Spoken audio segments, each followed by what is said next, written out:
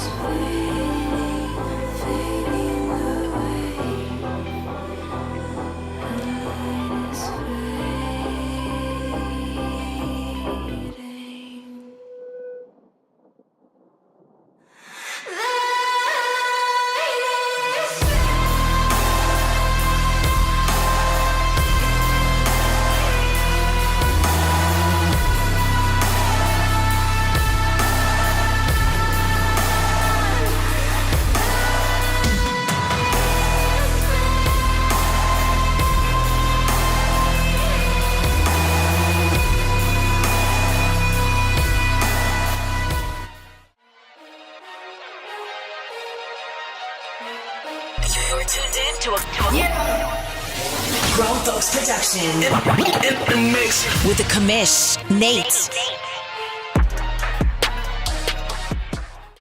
Hey now, thanks for tuning in to Press Pass Live here on a Sunday night. Let's get that music down just a little bit. A special Press Pass Live because, well, tomorrow morning I fly out to Nashville for the entire week. I will be back Thursday afternoon, and because of that, we needed to do a Press Pass Live. I am your founder and commish, Mr. Nate. Thanks for tuning in. Let me welcome in my co-host, my buddy, commissioner of the Deuce, owner of the Atlanta Falcons, Mr. Maniac. How you doing tonight, bud? Doing one. Got a lot of stuff going on. You know, it's summertime blues in the OMFL. A lot of stuff. Everybody's out enjoying the sun and all this awful heat, man. But get excited to get in, talk about the OMFL, whatever else we're going to talk about off season or whatever. But looking forward to getting rolling on the show. We got a couple of questions to answer, got a couple of games to break down. Your wife is ready to smack you because she's ready to watch The Chosen. I got to fly out. It's late. Let's jump right into it. Let's start with the AFC. The Denver Broncos fall to the Pittsburgh Steelers 24-23. What a really good game here. I will just look at some quick team stats. I'm going to hand it off to you for some player stats. It looks like Denver falls just short with 7 points being scored by Pittsburgh in the fourth quarter, only 3 by Denver. Pretty good defensive game here overall. 198 passing yards to 264 from the Steelers. Only under 200 total rushing yards from both these teams. 71 from Pittsburgh, 102 for the Denver Broncos, 1 turnover each. Just a classic, good old-fashioned playoff game. 19-5, time of possession to 23-5. It's a really close game between these two teams. What do you think about these player stats and how this one played out?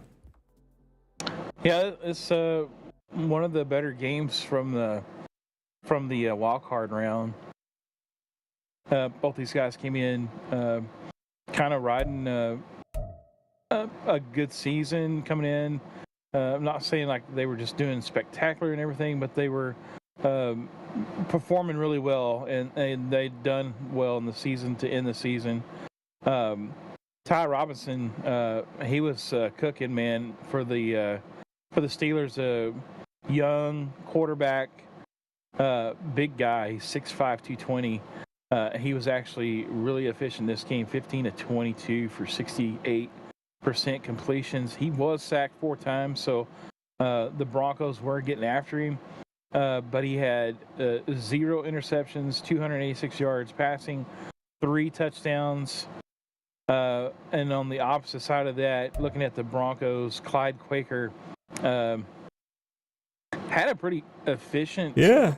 I mean, he was 12 of 19 for 63, but he had the 1 pick. And obviously, you know, when you lose a game by 1 point, you have to go back and look at the what ifs, and that's probably a what if there for the Broncos. Talking about the rushing, both guys look like they struggled to get any kind of real thing going with the offense on rushing attack, getting anybody solidified as the bell cow for this game. Javonte Williams did try his hand at being that guy. He had 18 carries for 79, 4.4 yards a carry, so not too bad, but only had the 1 touchdown. Christian McCaffrey, he was balled up all game long, 13 and their leading rusher yards. Yeah. And he just couldn't get going. And we've saw the Steelers, the guys that he has on his backfield, McCaffrey, Spears, Clayton, all those guys are really good running backs. And, man, they were kept in check that entire game. They didn't even barely break 60 yards among all 3 of those guys. So a good job by the Broncos in their rushing defense. Looking at the receptions, Jahan Dotson, 4 catches, 104 yards, and a touchdown for the Steelers. He was kind of the big play guy for both sides of the ball. The Broncos' leading receiver in yardage was Noah Fant with 57 on 3 catches. Marvin Mims had 4 catches for 49. George Pickens didn't have a spectacular day, but he did get the 1 touchdown catch, so putting in some work there. And then the nice rookie for the Steelers, Curtis, only had 3 catches for 42. And then they just sprinkled that. Man, I'm talking like they sprinkled and spread the ball everywhere.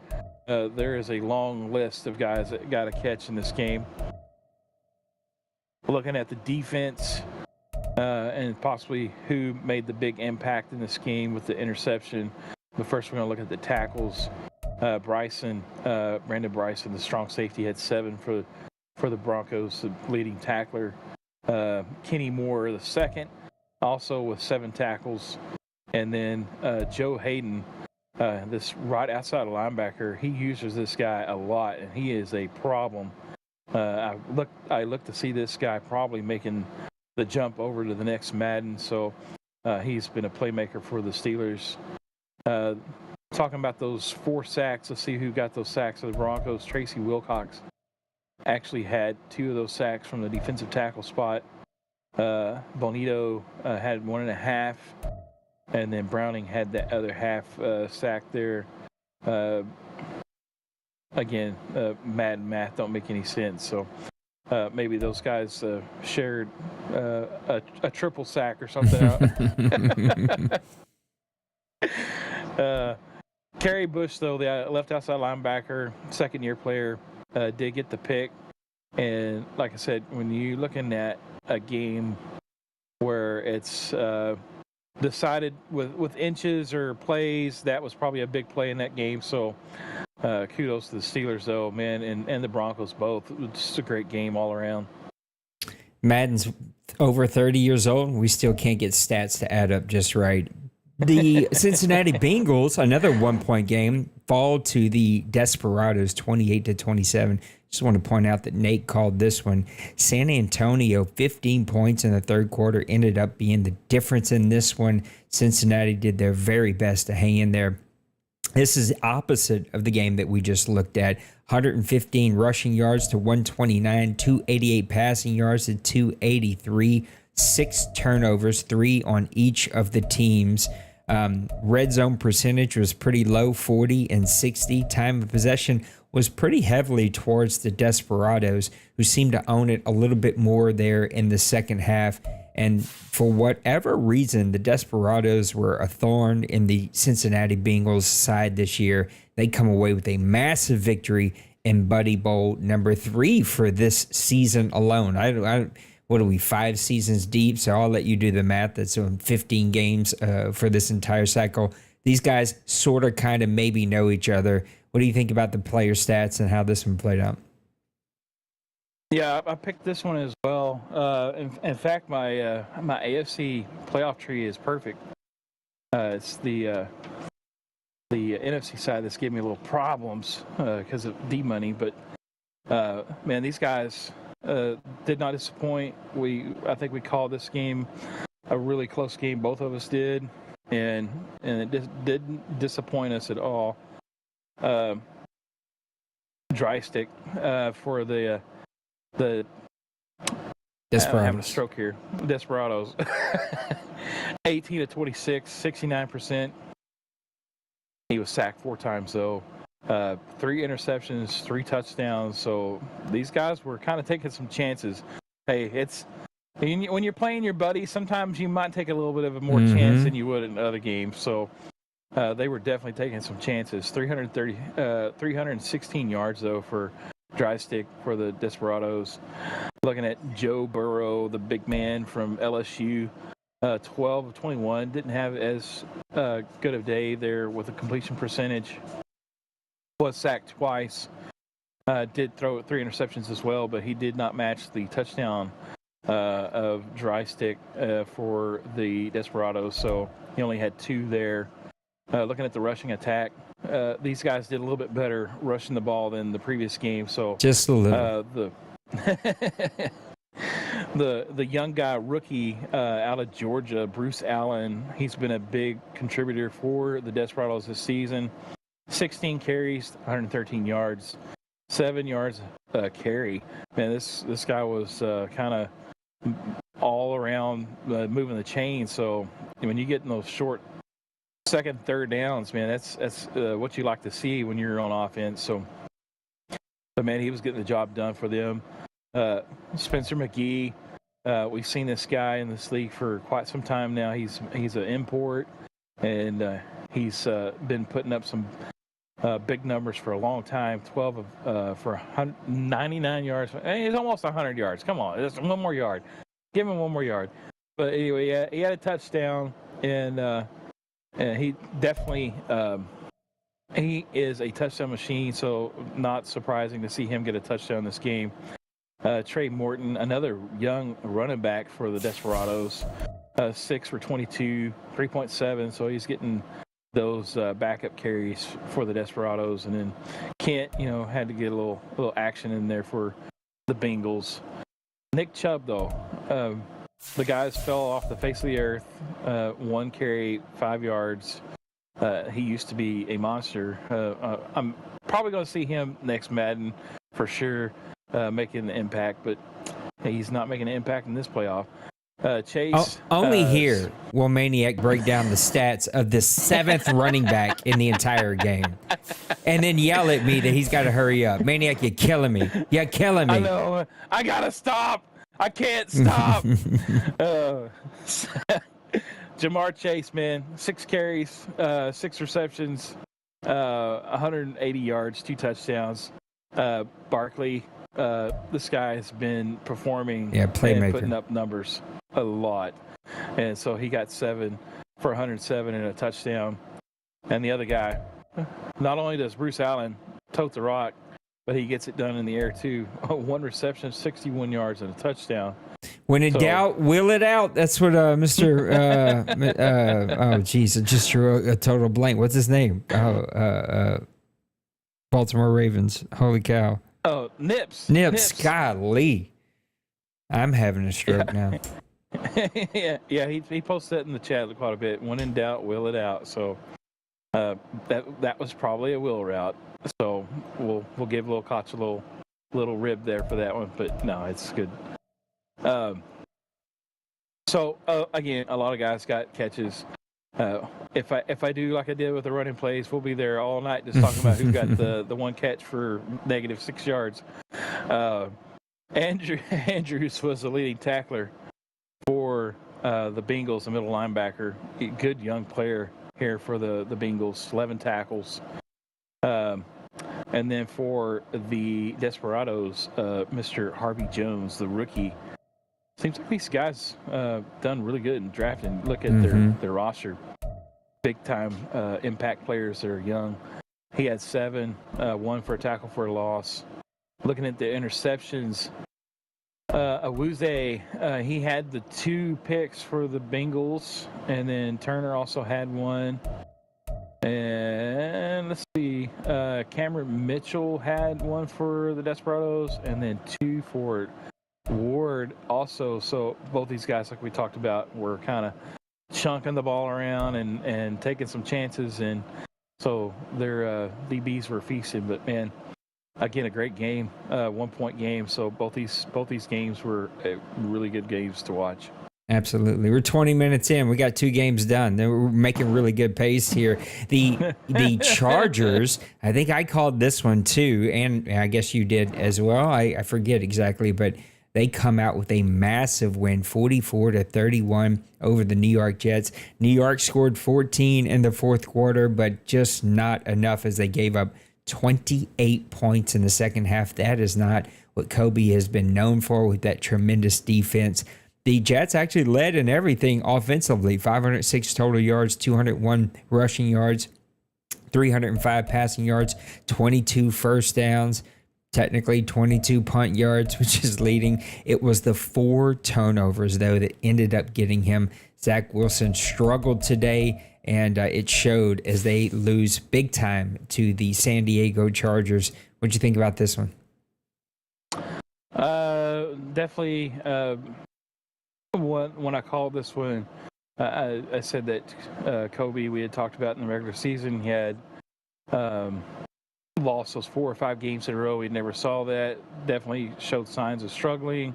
Either that be from being unplugged and just being busy, or whatever it was. Just didn't have a good vibe coming from the Jets going in the playoffs. So I'm going to try to just touch on some hot stats. So, because again, like you said, if we're 20 minutes in and already done 2 games, man, this is going to be a 3-hour show. So, Zach Wilson, 3 touchdowns, but he had 3 picks also. Yeah. We've seen that he's had some struggles with the picks this season. I think that was ultimately the downfall. 51% completion percentage too. Yeah, 51% is not going to cut it, especially in the playoffs, because that's where you're going to see those stats falter and fail you. He was sacked 3 times, and then Herbert was sacked a couple times as well, but a little bit better at taking care of the ball. Rushing, Hall, this guy really fell off the face of the earth this season, but he had 156 yards rushing in this game. Probably should have stuck with him a little bit more. Looked like he was having some big-time success, 75-yard long, so probably should have got him. But, look at the Akers guy. We've talked about him a lot. Big-time player for the Chargers and probably a difference maker in this game. 101 yards, 2 touchdowns on 20 carries, so getting the job done there, helping the Chargers advance in the next round. As you can see, some of the wide receiver stats, Garrett also had 104 for the Jets with a touchdown. But again, just some of those things with the quarterback throwing those picks just kind of caused a little bit of havoc and makes it real difficult to kind of sustain things on a drive. Your top tacklers, Bush, 9 tackles. He did have 2 for a loss. DeAndre Taylor had 9 for the Chargers. So both those guys were getting it done on the defensive side for their teams. Looking at some sacks, Nugent, the defensive tackle, a young guy from Georgia. He's really been a pretty big impact player this season, and then you're seeing him grow a little bit more even in the playoffs. 2 sacks. Franklin Myers had 1 for the Jets. Looking at some interceptions, Derwin James Jr. had 1 for the Chargers. Bryce Hall, 1 also, and then Clark Phillips again getting 1. Former Falcon that I had to let go in the offseason, and he's making an impact for those Chargers. So good luck to him in the playoffs. But that's my rundown. So I did it a little bit faster this time. So maybe there's You some did hope. good. No, you did good. Another tight game here as we move to the divisional round. The Condors face the Steelers. The Chargers faces the Desperados. Condors with a 1-point victory over those Pittsburgh Steelers. And I think, go back and check, but I think I said it was not going to shock me if somehow, since he just turned it on, and man, he turned it on and he just barely came up short here. 7 points scored for Orlando in the second half, 10 for the Pittsburgh Steelers. It just was going to be 1 point too sharp. A defensive game here, and it looks like Pittsburgh found themselves in a handful of defensive games. Again, Orlando owned the offensive side, 366 total, 123 rushing, 243 passing, 22 first downs, 476 total yards. But 4 turnovers as Pittsburgh forced 4 turnovers, only 1 turnover for the Pittsburgh Steelers. What's up, Bill? Third down conversions went to them. Time of possession went to them, but Pittsburgh is going to come up just short in a really good game. That would have been a massive upset there. What'd you think about this one? I got to watch a little bit of this game. He actually had the Condors on the ropes early on. Richardson was actually very off target early on in the game. I was throwing some picks, and I thought that could spell some trouble. But the Steelers were also equally having issues with their quarterback as well, not connecting on some easy throws that probably would have maybe continued some drives. And both these guys had identical 62% completion percentage in the game. The only thing was Robinson did not throw a touchdown pass, and he barely made it over 100 yards passing in the game. Richardson did turn it on later in the second quarter, and then also in the fourth, obviously. That's what kind of helped get the win there for the Condors. So he did have 2 touchdowns, 3 interceptions. The rushing, we all expected this one to be one where maybe the Condors just blew out the Steelers here on the rushing attack. And they did get over 100 yards, but they were kind of running by committee here. Taylor had 58, Kennard had 53 and a touchdown. But I think the big shocker and the reason why the Steelers are now no longer in the playoffs, so just couldn't seem to get the rushing going for them. And McCaffrey, anytime you have a player like McCaffrey, 10 carries, 26 yards. He did have 2 touchdowns, was efficient in the red zone, but, man, you can't solidify drives when you're only getting 26 yards on 10 carries. So that really hurt the Steelers. Likely. What? Likely had 7 receptions for 170 You good yards. over there? You just stopped and said, I was like, oh, you all right? Well, I just see that he has 7 catches and the nearest wide receiver has 4. So. Oh, I didn't pick up that likely was a tight end. You're right. Oh my God. Why? Why do we keep finding these games? Shame on you, Bronco man. You should know better. Golly. That's the reason why I like Paul. It's like, uh-oh. Yeah, I did. I was like, "Are you okay?" Yeah. I'm stroking. Jerry Judy had 4. Time out. I'm super surprised that didn't get turned in because I love my guy Cincy, but you fart wrong. He's turning you in, and to be fair, he's farted wrong and had been turned in, so I get it. But I'm surprised I didn't hear about this one. Well, maybe the cool heads prevailed, and I did notice when I watched this game though, like the final drive likely was a big target, so maybe. But we'll just move on. So, Josh Downs had 4 catches for 21 yards and a touchdown. It's the end of this Madden cycle. Just do better. But a lot of spreading the ball around. I will say that there was a lot of spreading the ball around. Those 2 receivers did have 8 catches. Another guy, Foreman, had another catch. But the one thing I want to point out here, and then the Steelers, it seems like they, only on offense, it seemed like they really struggled. Like they couldn't even get the passing game going. They couldn't get the rushing game going.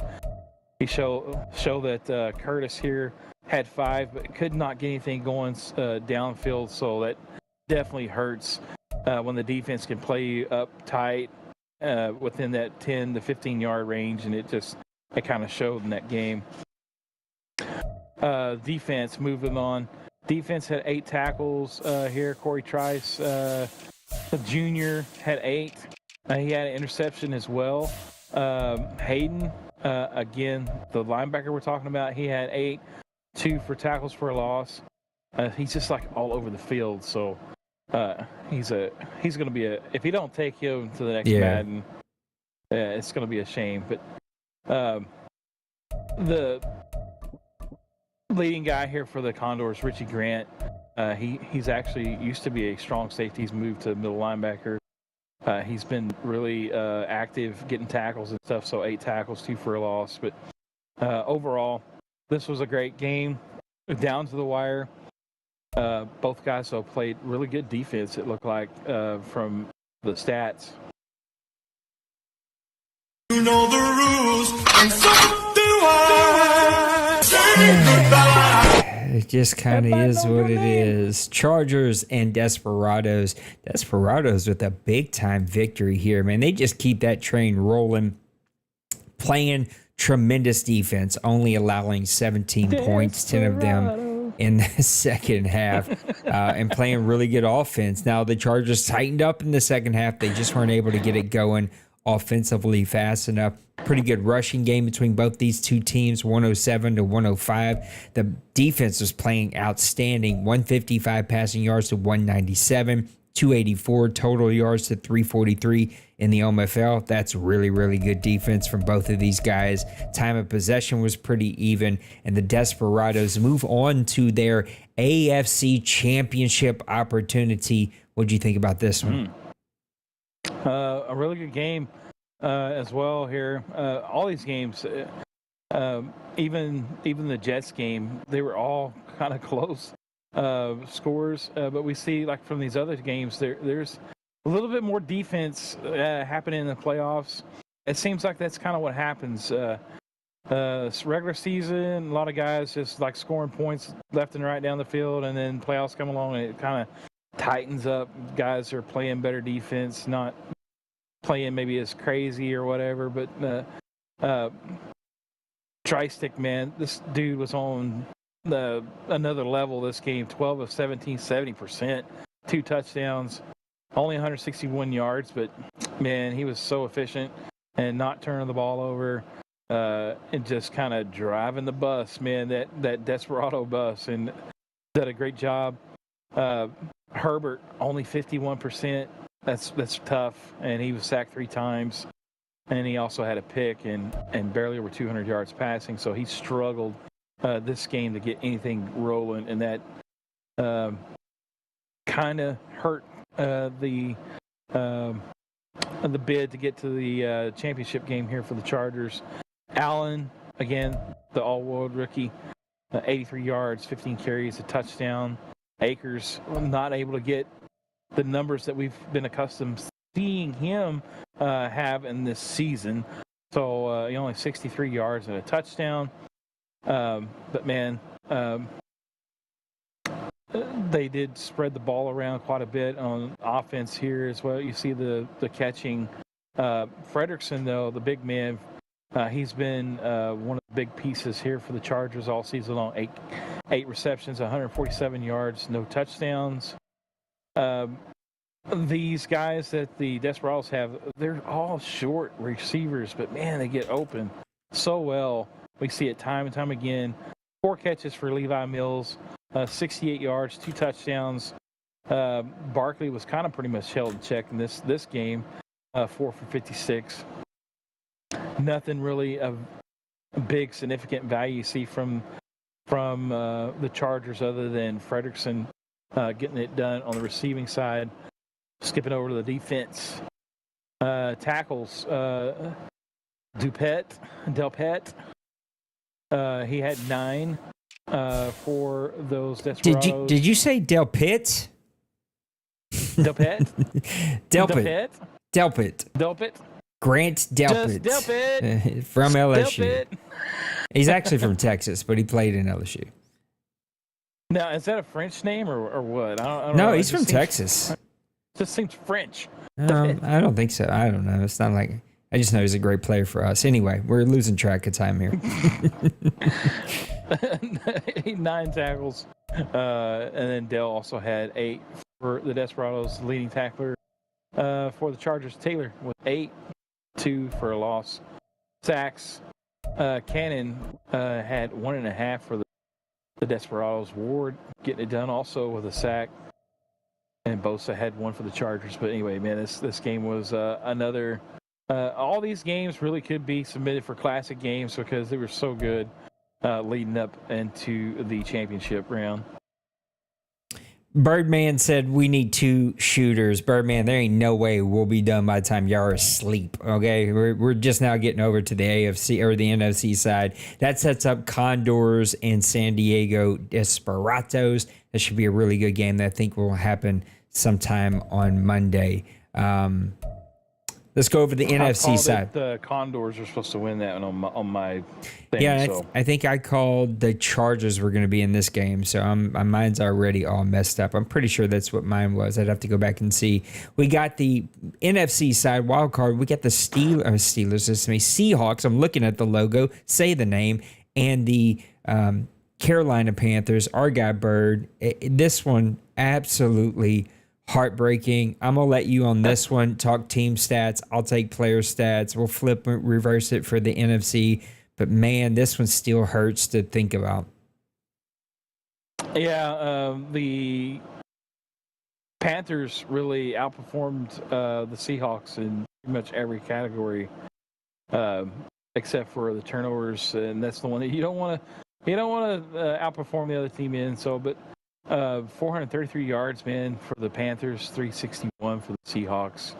162 yards rushing for the Panthers, 88 for the Seahawks. Offensive passing, 271, 273 for Seahawks, 271 for Panthers. So it's pretty much even down there. Both guys were getting a lot done on the first downs. 17 for the Panthers, 19 for the Seahawks. Talking about the turnover, the Panthers had the turnover. Third down conversion, 6-5, with the Panthers getting the nod on that one. Really, the other thing to look at here, the time of possession, 23 for the Panthers, 16 for the Seahawks. But, man, both these guys were putting up a lot of points in that fourth quarter. 19 for the Seahawks, 12 for the Carolina Panthers. And you see there the final score, Carolina coming up 1 point short. Man, this was I don't know if I've ever even witnessed any game like this. I think we had one similar to Trey and Dwayne a couple seasons ago. We sure did. But it wasn't even this bad.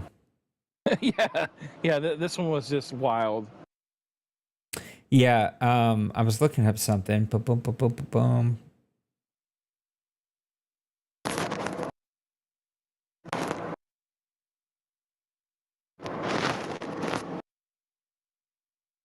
Anyway, sorry. I was trying to read something really fast, and I thought. Listen, Maniac usually talks for 20 minutes, so I thought I had plenty of time. So this one ended.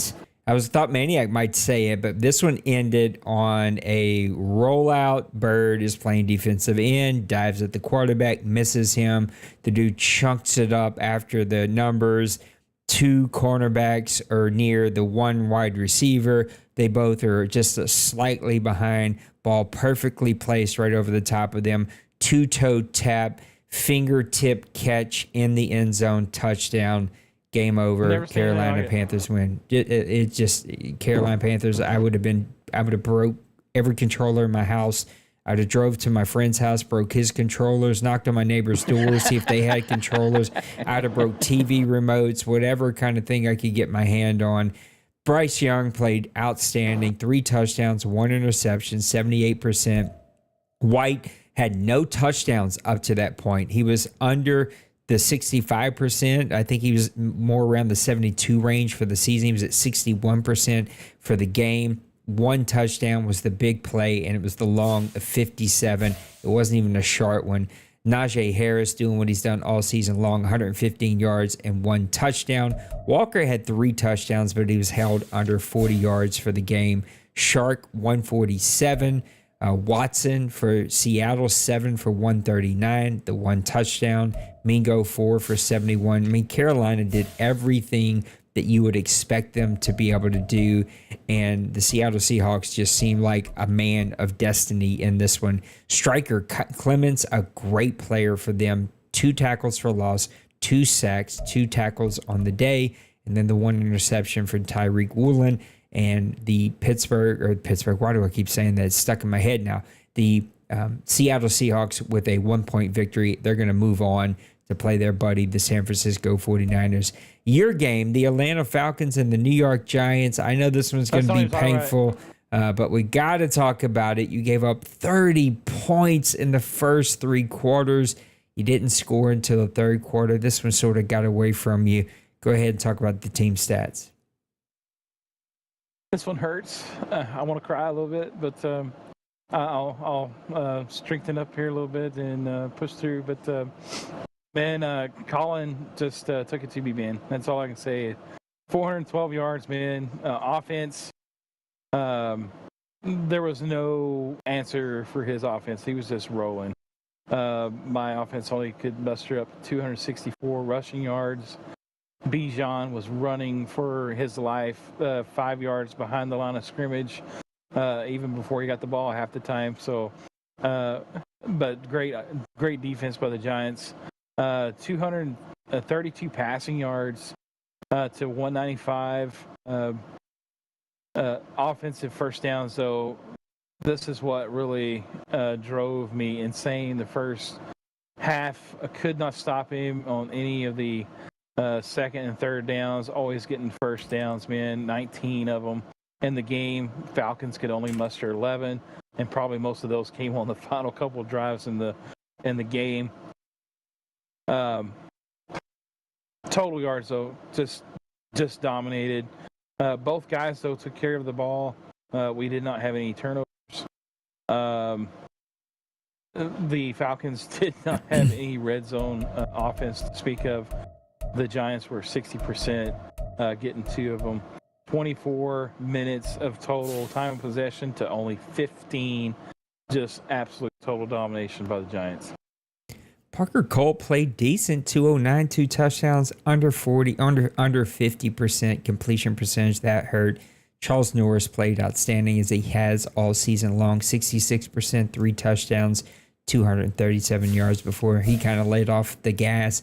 Barkley, 16 for 104, and the 1 touchdown. Really, it was Bijan Robinson. He only had 9 for 45, and my assumption, I mean, you're here, you played this game, you just got behind and couldn't keep giving him the ball, and so that just wasn't able to happen. And it looks like we got another FPR break, I think. Oh no. Yeah. I didn't get to the.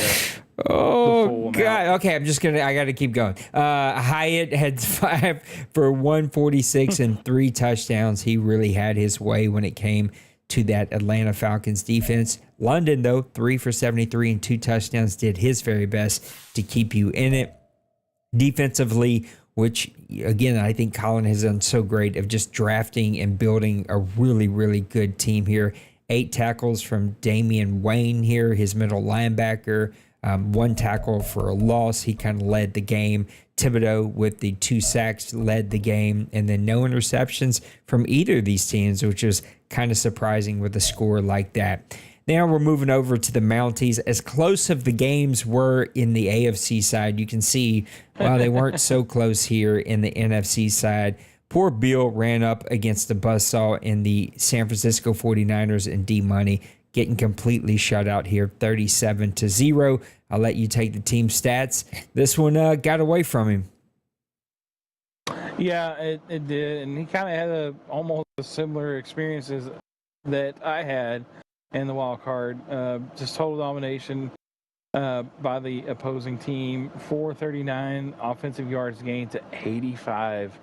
Man, that's so lopsided. 193 offensive rushing yards, 49ers to 47. Passing yards 38 to 246. 24 first downs to 4. It just I feel 85 bad for him, total yards. Like I'm trying to sit here, remain silent, let you do your thing here, but I've never seen anything like that. Yeah, I haven't either. I mean, it's bad experience that I had. It wasn't. That's the kind of game that make you want to quit. Like straight Yeah, up, just I gotta find something else to do with my time. I'm gonna pick up knitting because this sucks. Yeah, I'm gonna learn how to play the guitar or the drums or something, But 27 time of possession, almost 28 to 12. I mean, just did not have a chance in this one. It's just like the 49ers were the All-American team versus the worst team you could ever imagine. But this is D-Money, man. So I'm kind of expecting this type of performance from D-Money going into the playoffs. He's tough. Yeah, I don't even know what to say about this one. Poor Givens for the Mounties, 42%, 1 interception, 46 yards. Trey Lance over 80%, 3 touchdowns, 1 interception. Pacheco, 83. Davis Price, 73. The top runner for the Mounties was 20 yards. Receiving, Debo had 122. Lambert had 5 for 67. I mean, the nearest guy for the Mounties was 14 yards on 1 reception. It's just complete and utter domination. And, they have just completely had their way in this one. I feel bad because Bill took over a team that was not built for him, and he got some momentum. He built that team. He got it going and just ran up against a really tough matchup. That leads us to the divisional round where the Cowboys with a 1-point victory over the New York Giants. I watched a little bit of this game. Super close game. Came down to the very wire. Almost went into overtime. The Giants scored 6 in the fourth quarter, only 3 from Dallas, 9 points total. So they lost it there in the middle, but they played really good defense there at the end. What'd you think about this one? Yeah, this was a good game. Really, to be honest, like the Giants was right there, almost just on the cusp of getting the win on this game. Just didn't happen. Just things didn't fall correctly for them. Both guys were doing pretty good on the offense. Looking at the rushing attack, 96 for the Giants, 164 for the Cowboys. You expect that from the Cowboys. The Giants have been pretty good and balanced. So 289 passing yards, 330 for the Cowboys. First downs, pretty even, 17 for the Giants, 20 for the Cowboys. Looking at turnovers, the Giants actually won the turnover battle here. And usually when you win the turnover battle, a lot of the times you increase your chances of winning. Just did not happen. Third down conversions, man. The Cowboys converting 9 third downs for first downs. So the Giants got him in that position to stop him on third down that many times. So the Cowboys were able to convert those and keep drives going. So probably one of the deciding factors keeping things alive for the Cowboys. And then looking at the time possession, both pretty close, 22-32 for the Cowboys, 17-28 for the Giants. But, man, overall, man, this game was, looking at it, just a lot of points scored throughout the entirety of the game, first, second, third, fourth quarters. And the Giants actually outscoring the Cowboys there in the fourth, 6-3. But, man, just so close, just right there for Colin. And you have to give Colin a hand, though, for struggling through this entire cycle and putting together such a great last season to make a push. Justin Fields getting it done for his team. I have been hard on Justin Fields, but he went almost 400 yards, 4 touchdowns, did throw 2 interceptions, was sacked 3 times, with 68% completion percentage. Charles Norris hung with him, 306, 2 touchdowns, 63% completion percentage. Both of these quarterbacks are just dealing. Pollard, 15 for 98. Spider Mitchell had the 1 touchdown. Barkley had a 1 touchdown, but the the Cowboys defense played really good when it came to their run defense. Hyatt, 7 for 163 and 1 touchdown. Tyler Ben for the Cowboys, 5 for 157 and 2 touchdowns. We know how big of a play that guy can make. He averaged 18.6 yards after the catch. CD Lamb, 8 for 142. So big-time receivers putting up big-time running yard or passing yard reception numbers. Geez, my mind, it's like, hey, it's late. Go to bed. You got to fly early in the morning. Damian Wayne, 13 tackles on the day and 1 for a loss. Your sack leader was Thibodeau again with 2, but Parsons getting it done. Your defensive MVP for 1.5 sacks, and then 1 interception from Bates. Yes, we know, Atlanta Falcon. Madison, 1 interception, and Gilmore. I don't know how Gilmore still gets it done at his advanced age, but he does it for the Cowboys. And that moves the Cowboys on to the NFC Championship game, which leads us to the last divisional round. The Seattle Seahawks fall to the San Francisco 49ers 38-28. These guys split during the regular season. I want to say both of them were pretty close games. In Seattle, man, it's just hard to play a team this many times at that level. And even though you're playing at home, these are 2 top-notch owners. And Meek, in any other league, has probably got multiple championships under his belt. And here, he's just barely coming up short time and time again. What'd you think about this game? Yeah, this was a good game, too. Really, it kind of got away from Seattle late. As you see, the 49ers scored 14 points in the fourth. It was kind of back and forth in the first half. It looked like Seattle kind of got a little bit of a footing at one point. I think he had scored first in the third, so it looked like he was going to possibly take control. And then the 49ers just kind of started rolling, doing their thing. So 393 yards game for the 49ers, 399, so pretty close to the same. Where the discrepancy really big difference here is 201 yards rushing for the 49ers to 68 for the Seattle Seahawks. The passing, 192 for the 49ers, 331 for the Seahawks. So White getting it done for the quarterback there for the Seahawks. 23 first downs, so for the 49ers to 17. Turnovers. You just, anytime you turn the ball over that many times is probably not a good sign, and probably kind of helped along with you not getting to advance. Third down conversions, both had 5. Red zone. This is where you see the 49ers take the stranglehold. 80%, 4 touchdowns in the red zone. Seahawks, 33%, only 1 touchdown, 1 field goal. That's where the 49ers make their money. 23 for time of possession, 16 for the Seahawks. But, man, it was a really good game, even though it shows that the 49ers won by 10. Both guys played really well. It was a good game to watch. Yeah, the 49ers just run the ball so well. And Trey Lance, you can see it here, is so efficient. They remind me of the Dallas Cowboys, which is why this next matchup is probably going to be a close game.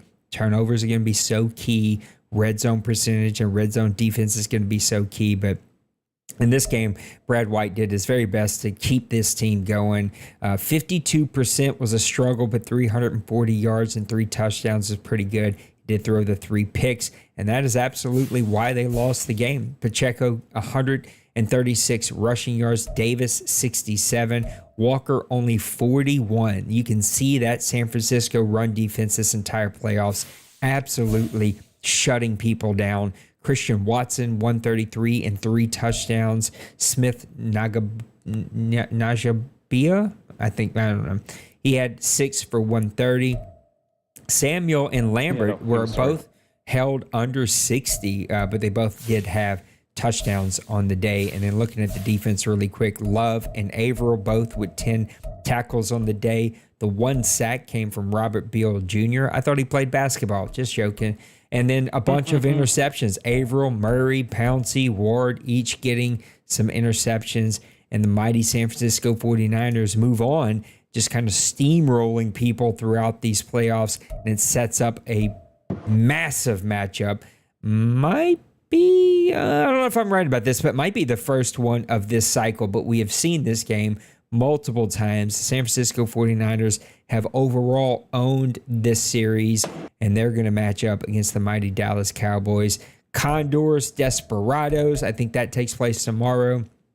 Cowboys, 49ers may also take place tomorrow. And then the bowl game at minimum cannot happen until Friday night or Saturday or Sunday, because I'm out and we got to call it. And so hopefully Maniac can be around and we can get this thing called. All right, before we get out of here, let's open up the mailbag. Pretty entertaining playoffs so far, Mr. Maniac. And the mailbag questions that we didn't get to were all about Madden 25. Bronco Man says, if you were an EA dev, what is the one thing you would do to improve the game, whether it be adding or removing something? What would be your first order of business? What do you think about this one? I think NCAA is doing some interesting things, but the problem is we haven't actually touched that game either. And so, yeah, I don't know. What kind of comes to mind? I mean, once you get faced with that question, you're kind of like, what would I do?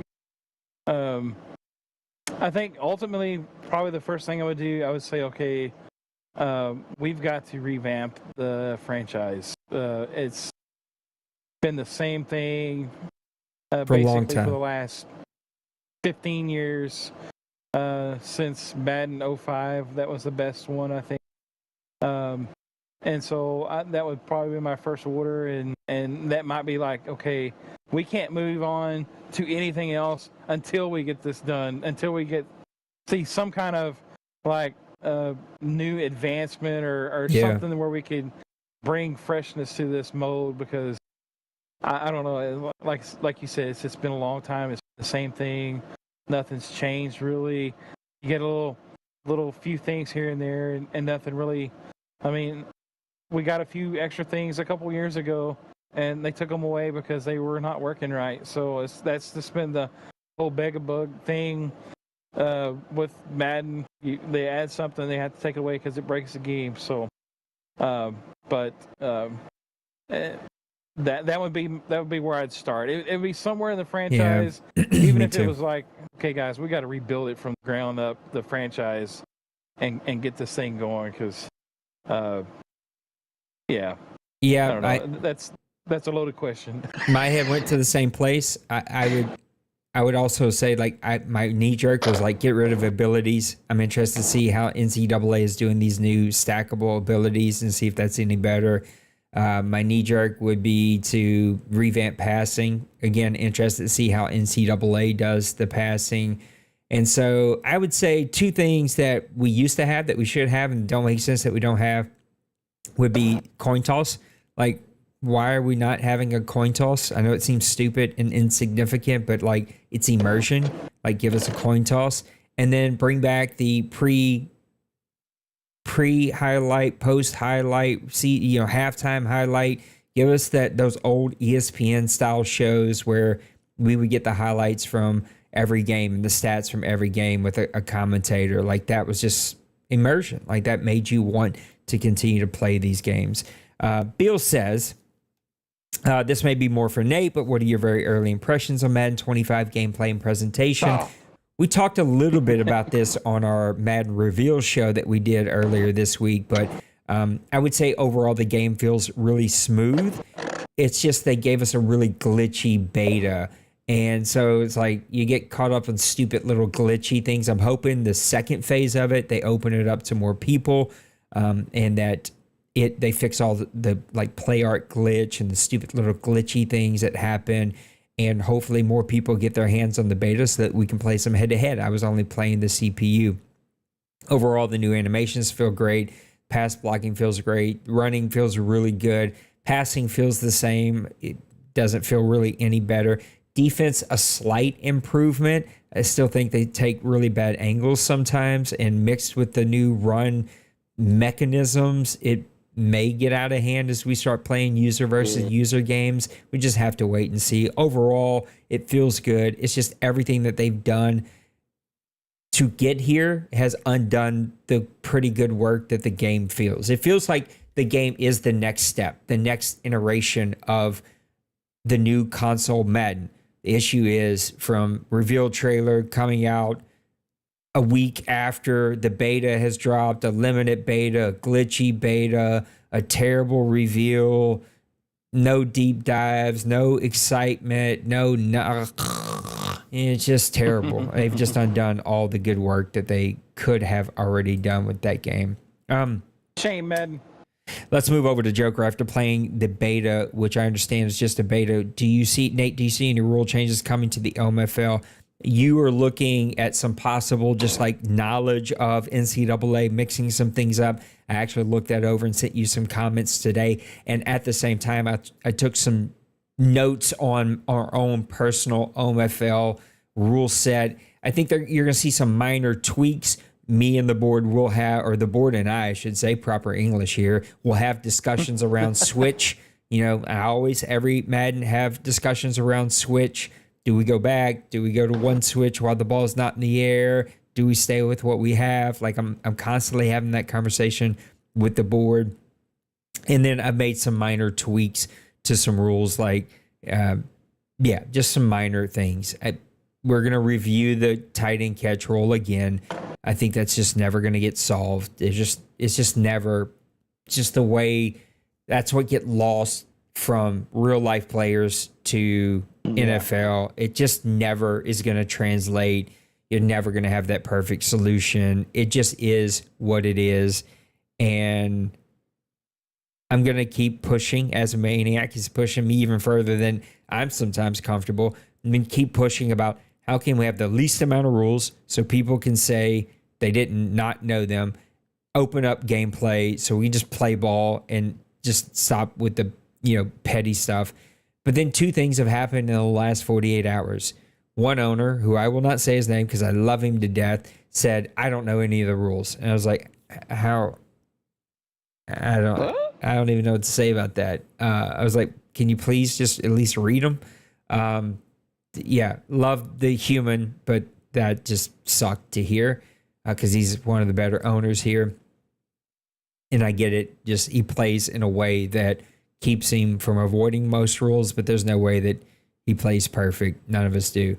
And then a conversation I was having during the show where it's just like, it was a mistake. I didn't look. I forgot. It's just like the more rules you have, the more stuff people have to remember. And this is supposed to be fun and fair, and that's hard to balance. So I'm constantly looking at it. Nothing off the top of my head, Joker, but we will constantly look, and I don't foresee anything massive. Anything you want to add there? Yeah, I just think, like you said, I think like trying to get rules where it's not like, like, okay, I've got to have a Rolodex in my brain. Like I can't do this, that. I can do this, you know.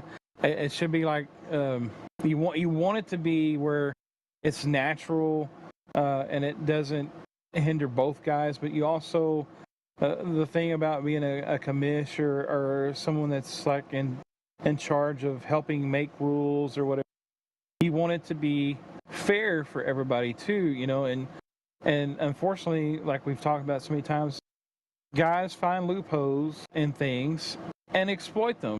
Just stop exploiting stuff, and that's the big thing. I mean, if guys are running certain things and you run it every third down because you know it's going to work, stop. Do I don't. That's just like the most simplistic like explanation from And my brain. Almost every rule break proves the point of why there's a rule there. Like, again, you said it in the Orlando Pittsburgh game. Guy breaks the tight end catch rule, and it's because he abused it on the drive to win the game. It's like, that's why the rule's there, because it's too easy. We're trying to make you play strategic and not just do the easy stuff that can't be stopped. And we have games that are 85-80. It's just like, yeah, every rule break usually shows why the rule was there in the first place. And in a perfect world, guys wouldn't abuse things, but Maniac, you and I both know that it's always going to happen. The competitive juices take over, and guys they just go to what works for their team, what works for them. And if they can like find any loophole or way to get around things and still get the outcome that they want, they'll do it. So it's what it is. Maniac, give us one final closing thought. And yeah, we said we were going to be quick, but we went over an hour, so your wife is going to be pissed. If I don't answer within the next 24 hours, send out the Mounties. Great show, man. Excited to see how the playoffs. Man, if it wasn't for the stinking 49ers, my playoff bracket right now at this point would be perfect. This is kind of working out the way I thought. I really thought the Seahawks would defeat him, but again, when D-Money, and I've said it this so many times before, when D-Money decides he wants to show up and prove something, more than likely 9 out of 10 times it's going to happen the way D-Money wants it to happen. He's just a good player, man. And I'm excited personally to get this Madden over with, this cycle over with, start looking towards the new cycle. I got my invite back for next Madden, so I'm excited. But I'm also looking forward to NCAA, those things that are coming up. I think NCAA tomorrow will be 22 days away, so it's coming quick. Just all around, just I love this community. I love you. You're my brother, and I just want to do whatever I can to help make this a great place to play and enjoy for not only myself, but for you and the rest of the community. It's just a great place to be. If you got a problem with this place, move on. I mean, and sometimes it takes for you to move on to realize that if you're in that position, what you're missing, and then you can get back, a few months down the road and still come back or whatever. But just perspective, I just think this place is awesome, and I'm so proud and glad and honored to be a part of it. Me too. You guys make it the best, and it's been an awesome cycle as we come to a close here. I'm ready to go call this championship game, then do something fun for our last draft as we get ready for that to take place. I'm off tomorrow to Nashville for a week. Pretty nervous about it, and it's all new for me. So a new position, and new people, and sort of first time where I get to go figure some of what my next year is going to look like. So a little nervous about it. I hate being gone from the house. This is my safe zone. This is my safe place. you know, just like anybody, traveling's fun, but I hate traveling alone, and it is what it is. Anyway, I appreciate you guys. I'm going to hit the sack. Maniac's going to go watch this show with his wife. I appreciate you, Maniac, for making some time on a Sunday. He and I are going to talk this week about a new time for Press Pass Live because we may have to move it. We got to figure that out. It's hard, but we're going to keep, you know, moving schedule. And Pootie and Bird, sorry that we couldn't come join you tonight, but it's way past my bedtime for a 5 a.m. Call to the airport. All right, Mr. Maniac, appreciate you. Love you. Guys, thank you for a great season. Good luck to the Desperados and Little Koch, Bronco Man and his Condors, D. Wayne and those Dallas Cowboys, and D. Money and those 49ers. Can't wait to see which one of you make it to the championship game for season 110. We're going to have some fun. And then when that's all over, we're going to do some giveaways for NCAA, do something fun and cool for the community, and hopefully get some excitement built since clearly EA couldn't do it for Madden. Guys, remember, you matter. You take care of yourself. Take care of those around you. I love you, and I can't wait to see you on the next one. Till then, peace. Deuces.